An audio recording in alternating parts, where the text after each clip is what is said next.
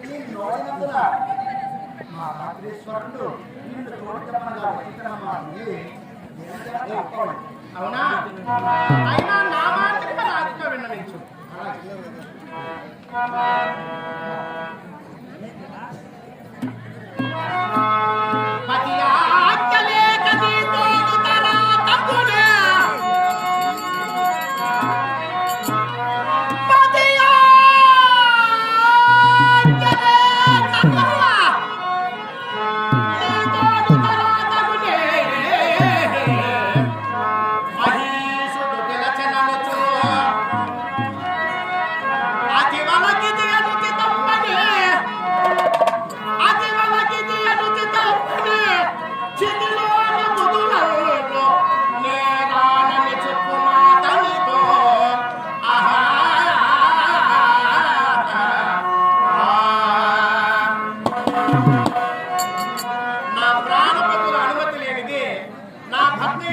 ధర్మరాజు యొక్క ఆజ్ఞ లేనిదే ఆ రాజాస్థలికి నేను రాను రాజాను.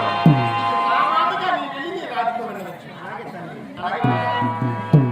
సర్వేశ్వర దీనబాంధవ నీవే దిక్కు స్వామి అన్నా.